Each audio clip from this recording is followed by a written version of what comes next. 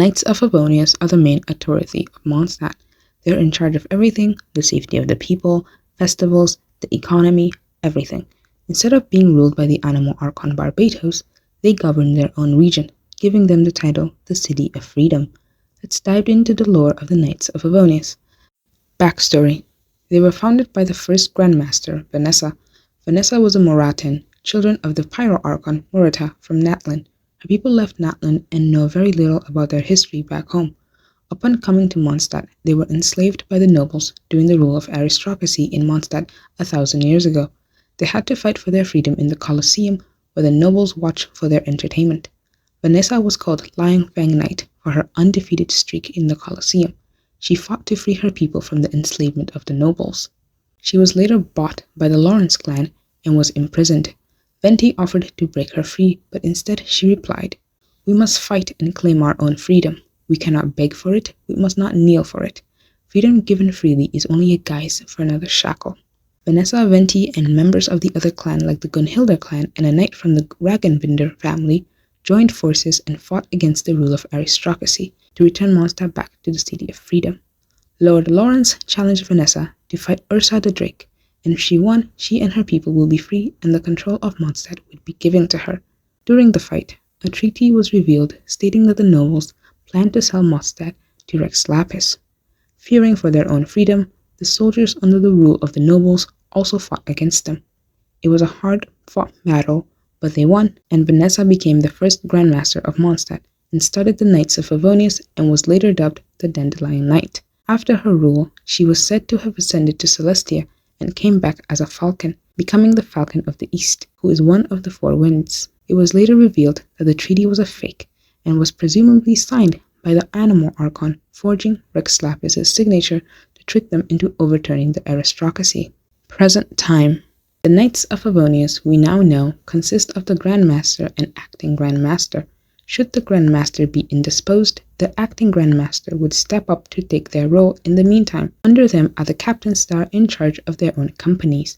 There are other subdivisions as well. The current Grandmaster is Varka, Knight of Boreas, who's currently on an expedition, so Jean, who's also dubbed the Dandelion Knight, has been in charge ever since he left, making her Acting Grandmaster.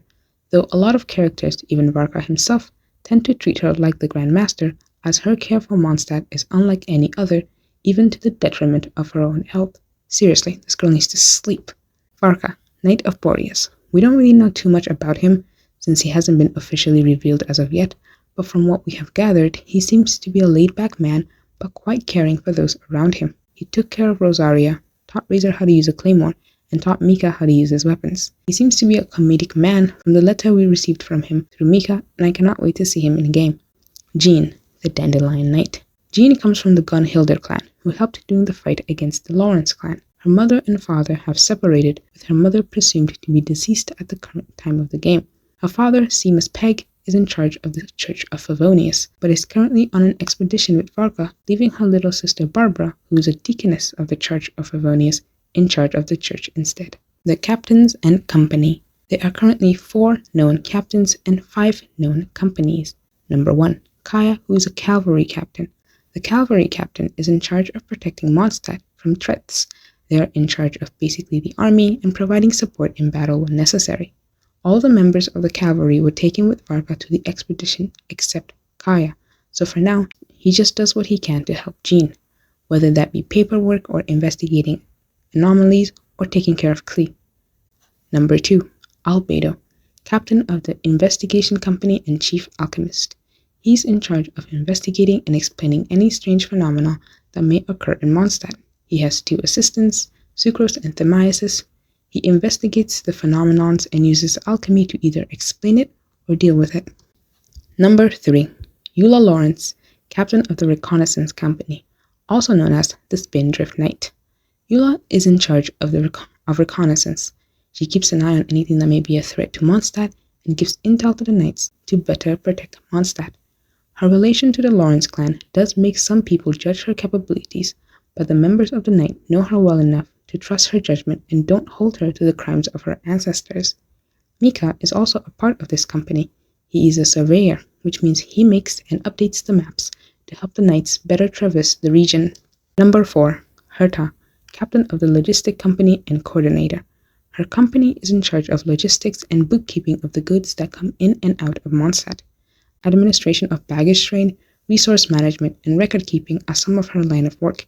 If someone understands the people's concerns and resources and their needs, it is Herta. If you can't remember who she is the person in charge of Mondstat's reputation ranks. Number 5. The captain for this company is currently unknown, with the only known members being Nymph, an NPC, and Lisa, the librarian. She was offered the position of captain but refused. Its title is the 8th Company, and they deal with magic. They are presumably the elemental users of the Knights. Other members of the Knights include the Church of Favonious, which is led by Seamus Pegg, who is currently on an expedition, is also under the Knights of Favonious. Outriders are the Scouts. They are trained in archery and use wing gliders. The Outriders were established and trained by Amber's grandfather, who suddenly disappeared. After his disappearance, members of the Outriders kept leaving, with the only current member being Amber. Klee is given the title Spark Knight, but it isn't clear what her position or role actually is. She is a child, so it would make sense if she doesn't have a definitive role as of yet.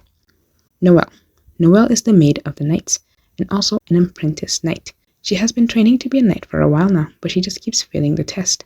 That hasn't deterred her though, as she is still training to become an official knight every day. The Traveler is given the title Honorary Knight for keeping Mondstat safe during the first Archon quest. The history and current story of the Knights of Favonious really helps paint a picture on the governance and world building of Mondstat. There is obviously more to learn when it comes to Mondstat's lore, and I personally cannot wait to meet Farka and learn more about this whole expedition. Subscribe for more, and thanks for watching.